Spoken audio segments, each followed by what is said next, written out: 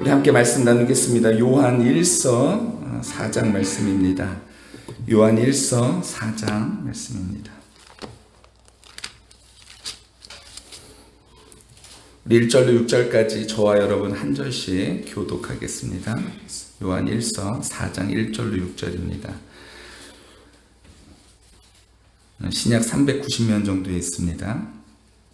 제가 먼저 읽겠습니다. 사랑하는 자들아, 영을 다 믿지 말고 오직 영들이 하나님께 속하였나 분별하라. 많은 거짓 선지자가 세상에 나왔음이라.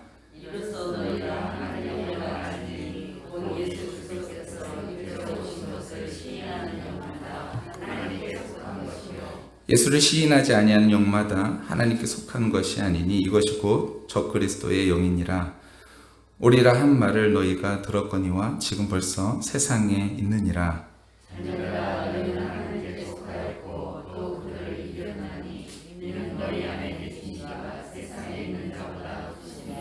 그들은 세상에 속한 고로 세상에 속한 말을 하며 세상이 그들의 말을 듣느니라. 우리는 하나님께 속하였으니 하나님을 아는 자는 우리의 말을 듣고 하나님께 속하지 아니하는 자는 우리의 말을 듣지 아니하니 진리의 영과 미혹의 영을 이로써 아느니라. 아멘. 우리 2절 말씀 같이 한번 읽어볼까요? 시작. 이로써 너희가 하나님의 영을 알지니 곧 예수 그리스도께서 육체로 오신 것을 시인하는 영마다 하나님께 속한 것이요. 아멘. 이번 일주일 동안 그 성령에 대하여 우리 함께 좀 말씀을 나눴으면 좋겠습니다. 어느 책에 이런 내용이 있더라고요. 옛날 어느 시골에요, 수염을 이렇게 길게 기르고 있는 할아버지 한 분이 계셨다고 합니다. 그런데 그 동네에 사는 꼬마가 할아버지를 볼 때마다 되게 궁금했던 게 하나 있었던 거예요. 그래서 어느 날 할아버지를 만나자 그 꼬마가 그 궁금했던 것을 물었다고 합니다. 뭘 물어봤는지 아세요? 이렇게 물어봤대요. 할아버지는 밤에 주무실 때 그 수염을 이불 속에다 넣고 주무세요? 아니면 바깥에다 빼놓고 주무세요? 이게 너무 궁금해가지고 물어봤대요. 할아버지는요, 아이의 질문을 받고 금방 대답할 수 없었다고 합니다. 이제껏 그런 생각을 이 30년 동안 수염을 길렀는데 한 번도 생각해 본 적이 없었는데 그 아이의 질문이 당황스러웠던 것이죠. 그래서 얘야, 미안하다. 나도 미처 생각을 못한 일인데 오늘 밤 한번 자보고 내가 대답을 해주마 라고 얘기하고 돌려보냈다고 합니다. 그리고 이제 밤이 된 거예요. 잠자리에 이렇게 누웠다고 합니다. 그리고 수염을 이불 속에 넣어도 받고 빼도 받고, 넣었는데 좀 답답하고 또 빼니까 좀 허전하고 이래가지고 밤에 잠도 제대로 못 자고 굉장히 이것 때문에 신경이 쓰이고 좀 힘들었다라고 얘기를 하더라고요. 30년 동안 달고 다니는 수염이지만 잘 때 그것이 이불 속에 있었는지 밖에 있었는지 미처 생각을 않고 있다가 그것을 의식하게 되자 그것이 불편해진 것이죠. 제가 이 말씀을 왜 드리냐면요, 교회를 다니는 사람들 중에서도 가끔 이 할아버지와 비슷한 질문, 생각을 하시는 분들이 계시는 것 같습니다. 아니, 생각보다 많죠. 모두가 그런 것은 아니지만요, 내가 성령을 받았는지, 성령의 역사는 또 무엇인지, 안에 계시는지, 밖에 계시는지, 이것에 대해서 선뜻 자신있게 대답하지 못하는 일들이 교회 안의 생각보다 많이 있다라는 거예요. 제가 이번에 성령 강림주의를 준비하면서 성령에 관련된 책들, 영상들 이런 것들을 좀 많이 보았습니다. 성경도 그렇지만요, 그런 내용들 많이 봤어요. 여러분, 성령의 역사 하면 뭐가 생각나십니까? 성령의 역사. 뭐가 생각나세요? 성령의 역사. 사실 성령은요, 그러면은 하나부터 이제 생각해 보면요, 성령은 신약의 역사일까요? 구약의 역사일까요? 성령은요, 우리는 흔히 이제 신약의 역사 이렇게 생각할 수도 있는데, 성령은 사실 창세기 1장 2절부터 시작합니다.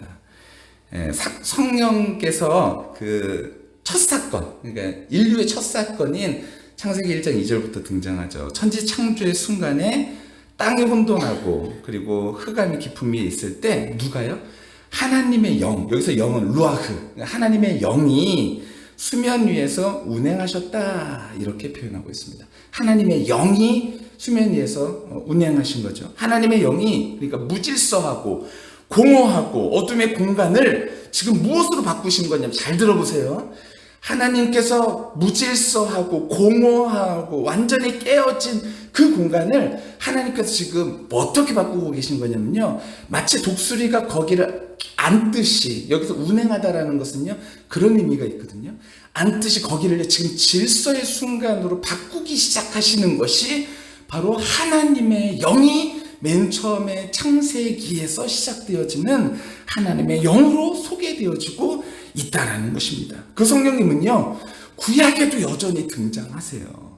구약시대에 하나님이 택한 사람들에게 감동을 주어서요 하나님의 뜻을 깨닫도록 하셨어요.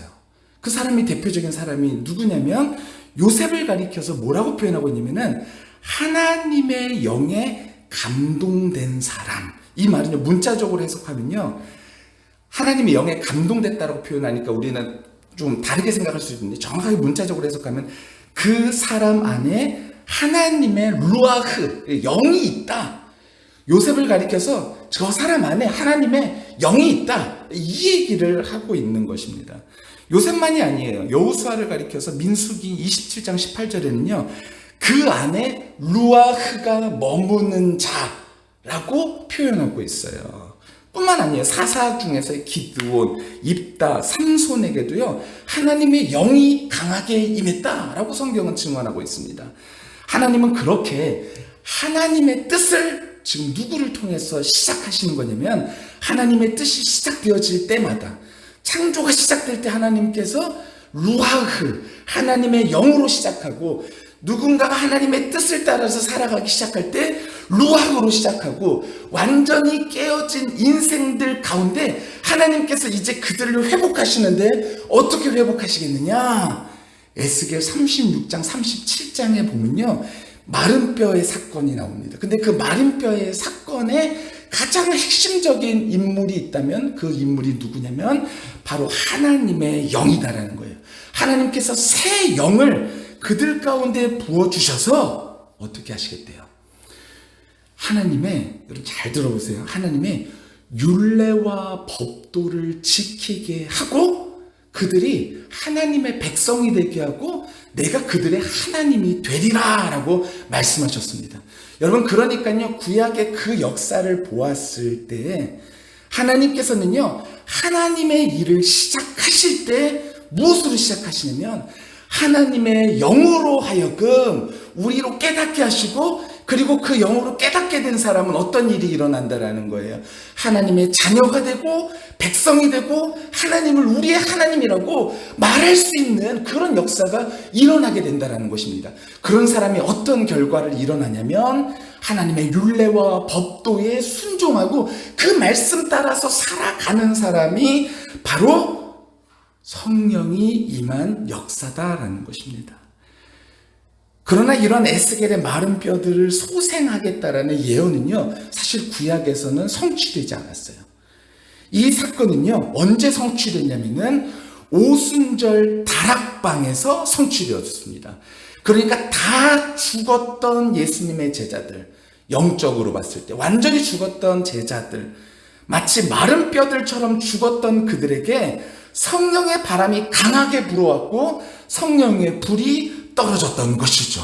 그래서 사도행전 2장 2절 4절에서요 호련히 하늘로부터 급하고 강한 바람과 같은 소리가 있어 그들이 앉은 온 집에 가득하며 마치 불의 혀처럼 갈라지는 것들이 그들에게 보여 각 사람 위에 하나씩 임하여 있더니 그들이 다시 성령의 충만을 받고 성령이 말하게 하심을 따라 다른 언어로 말하기를 시작하였느니라. 에스겔이 보았던 마른 뼈에 골짜기 바람이 불어왔던 것처럼 마른 뼈들을 하나님께서 보여주셨을 때 그 마른 뼈가 어떻게 되냐면 그냥 마른 뼈가 아니라 완전히 마른 뼈, 소망이 하나도 없는 백성들. 근데 그 백성들이 다시 살 수 있겠느냐? 라고 물어보셨을 때 네, 주님이 하십니다.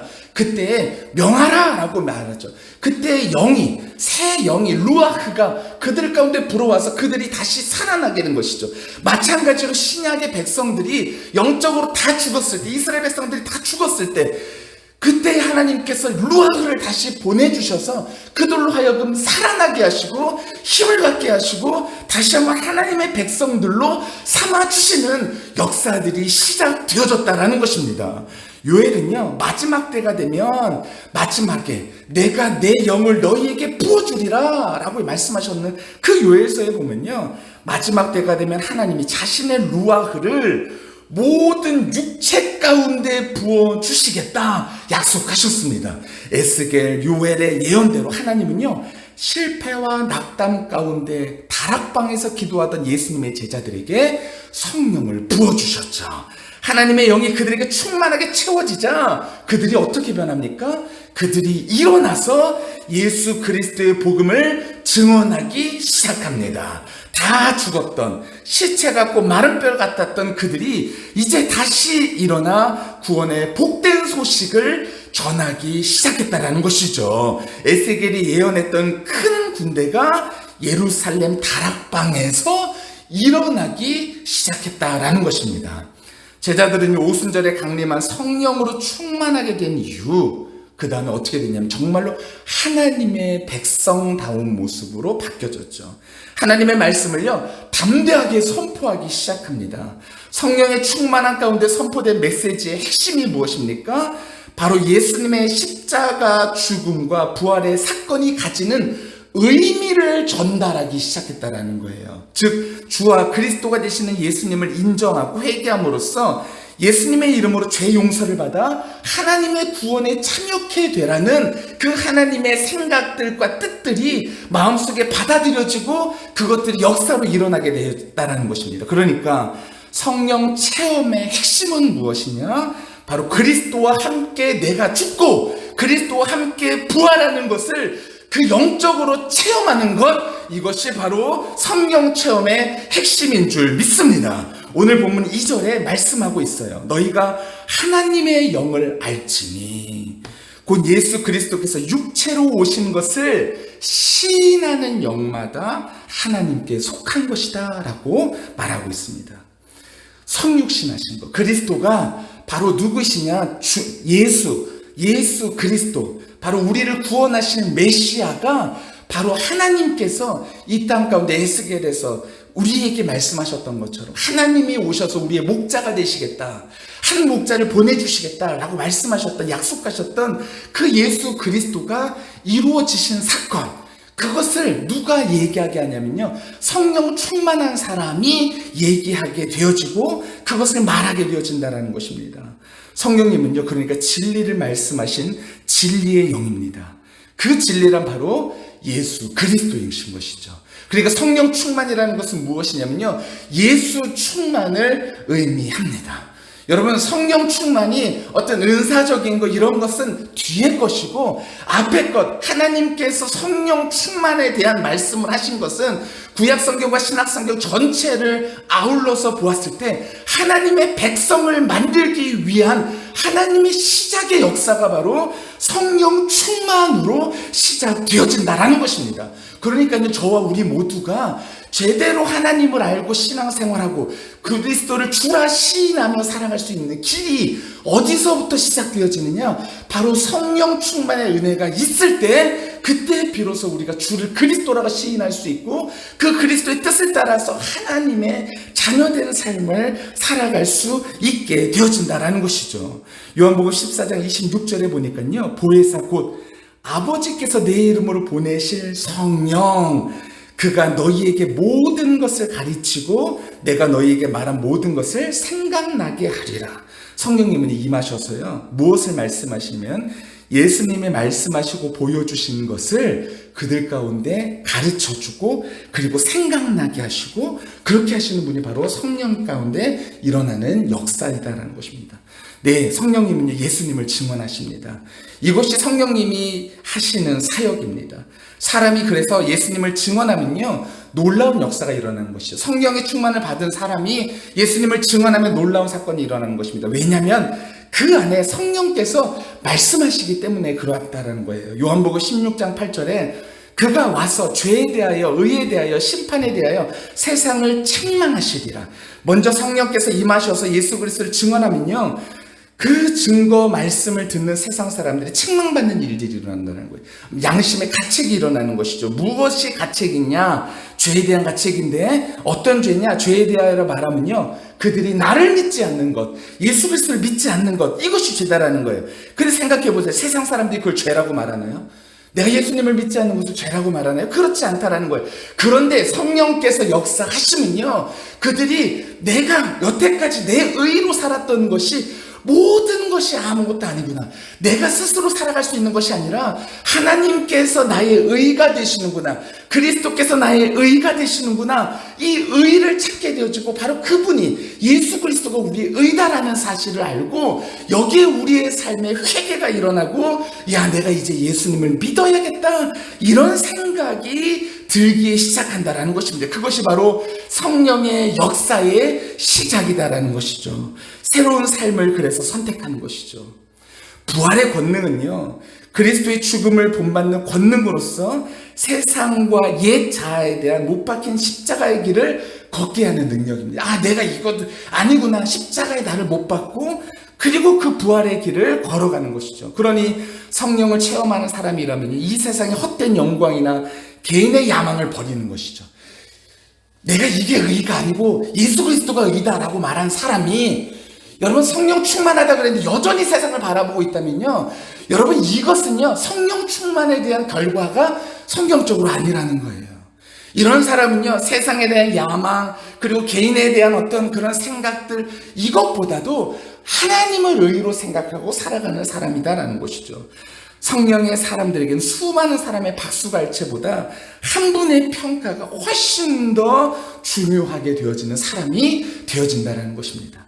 사랑하는 성도 여러분, 이 시대에 다시 한번 하나님의 루아흐가 그리스도의 몸된 교회의 바람으로 불어오고 불로 나타나 믿음의 사람들에게 충만히 임하는 그런 우리 교회가 되기를 예수님의 이름으로 간절히 축원합니다. 우리가 이 일을 위해서 그러니까 기도해야 되는 거예요. 여러분, 성령 충만이라는 것이요, 어떤 표적적인 사건, 그 표적적인 사건은 제가 말씀드리지만 이제 후에 다룰 것입니다. 먼저는요, 성령 충만의 먼저는요, 하나님 백성 되도록 만드는 것이고, 하나님 말씀의 규례에 율례에 순종하며 살아가는 백성은 하나님께서 시작하시는 사인과 같은 것이다라는 거예요.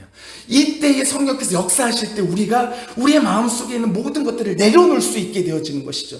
여러분, 그러니까요, 우리 교회가 성령 충만해야 될 이유는요, 다른 곳에 있지 아니하고 먼저는 우리 한 사람 한 사람 개개인이 바로 하나님의 백성 되어지고 자녀 되어지는 일들이기에 우리 모두가 성령 충만을 위해서 기도해야 된다라는 것입니다.